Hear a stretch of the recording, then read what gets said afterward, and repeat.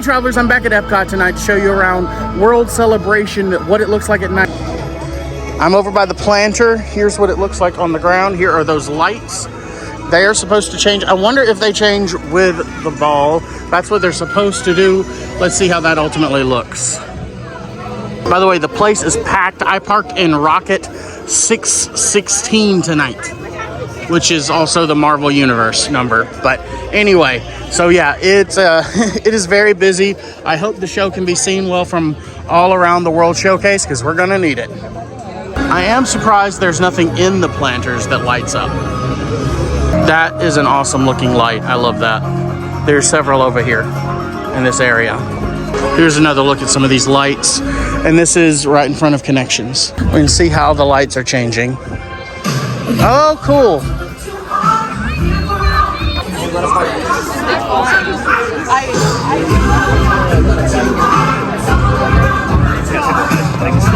I really love these. I saw them earlier in the day, and I think they actually look better in the light, in the daylight than they do as lamps at night. Okay, so this one, they're not all the same.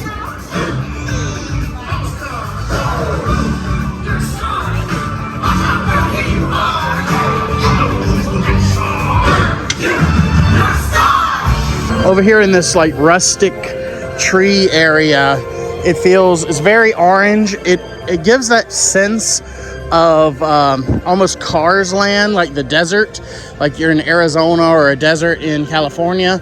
It's pretty cool. But it's very different than the part of with all the color over there. I like how segmented this is. The lighting on these trees are nice, but they're down in the ground, so people keep walking over it. And I keep watching the light change drastically right here. This section is all mainly under the seat lighting. There's so much seating. And the park is packed, and there's still plenty. This is awesome. I showed these lights this morning in the daytime preview. This is what they actually look like. Again, they are meant to match that to some extent, but I don't think these change color. And here we have the Walt statue. The lighting is going to be interesting for photos if you don't have a flash on, because it's all under lit over here. And they still don't have a photo pass person. It's not going to be like this often where you have this many people just hanging out in this area, but it does look pretty cool with so many people here as well. That little detail with the lights in front of it just made me giddy. Here's that grass light effect that we saw in the daytime. Well, could barely see in the daytime. So it's going to be interesting to see, because there's some little areas that I don't know if they're going to end up putting stuff here for the festival or what, but it looks like they could end up doing some of that. And they're going to, because this is going to be a big festival area once the buildings are done. Again, I don't know what the buildings were like before. I was never here, so I can't speak to much. That's so fun.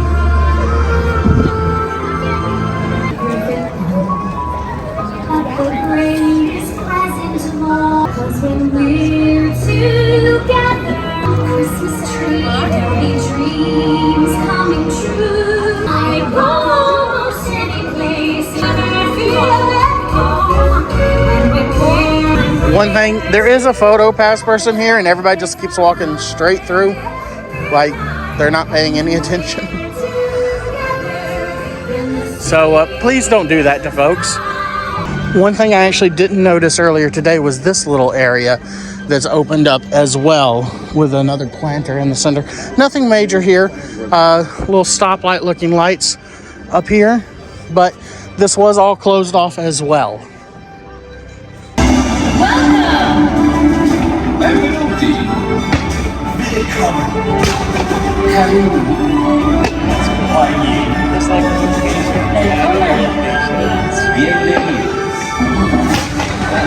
Oh!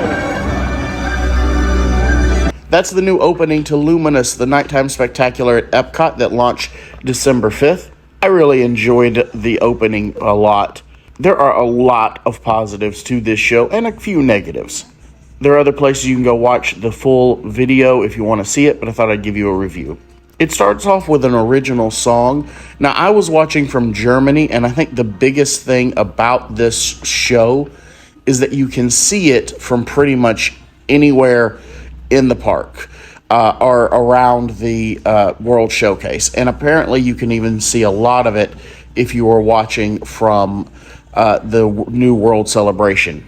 The new original song is good. It's not Happily Ever After. I mean, not much is, right? But it is nice to start with an original song, and I like the way they do a narrative throughout this. It's very much to be the story of your life and then how we are all connected. And it does it through different Disney songs. While you can see everything from all around the World Showcase, I will say that there were times where it was a bit muffled on what the lyrics were and what was happening in the show from where I was. There were a couple times I couldn't really tell what song was being played or if they were actually singing in English or other languages. And I know they did, at least at one point, mix some other languages in. There were other times I feel like I thought they were doing that, but then the other people told me they were not. So I do have to watch it again from somewhere else where I can hear it better. Either way, with the languages thing, it does sound like you can actually sing along to it. You don't lose that like a lot of people felt you did with Harmonious. It is a lot of IP music. I think most of it is very well done. There is one song or one area where they adapt a lot of You've Got a Friend in Me and Respect to Randy Newman, but it didn't fit. That was the one part I was like, what is this? And then it sounded like they did some other languages in that one too, and people were like, what is the culture and language of toys? That was the one part where the music just really didn't hit. There's another Toy Story reference. It's the Jessie song from Toy Story 2. When She Loved Me by Sarah McLachlan. I believe, if I remember right, this was actually sung by a man in this one. But that's the emotional part of it that's supposed to make you feel loss and grief. The pyrotechnics and the fountain were fantastic. I really felt like they hit some things that they really missed with Harmonious. This show visually was one of the best things I have seen, especially at EPCOT. It felt fantastic. It felt like a nighttime spectacular. And they really went all out with the pyrotechnics. Some of these things feel very modern, very new, and for a fireworks show, it felt good. Now that the technology's done, I do think eventually, 4 years or so, they'll probably change out the sounds. I don't see this being one of those things that lasts for 20 years, but it will last a good while. There's also a post show where they're playing the music around the World Showcase as you're walking out, which is actually fairly loud compared to the other times I've been there. But there's one time where they do an acoustic version of Figment's ride, One Little Spark, and that just is one of the best acoustic versions of a Disney song I feel like I've heard in a while, and so I would definitely recommend listening for it. It's not in the show. They played it in the post show, and I think, if I remember correctly from Harmonious, that is kind of a nightly thing they do. It was great to see all the walls come down. It was great to see a new nighttime spectacular at EPCOT. I started coming to the parks in 2021, right when they started to reopen. And so a lot of this feels like an upswing to me. I know some of those that have been Disney fans, Disney adults, and going to the parks for a very long time, they're looking back on 20 plus years ago and things that happened that they think were better. And I definitely respect that, but I came in at a time where all of this feels new and exciting and like a giant upswing. And so I am very happy with what's going on at EPCOT.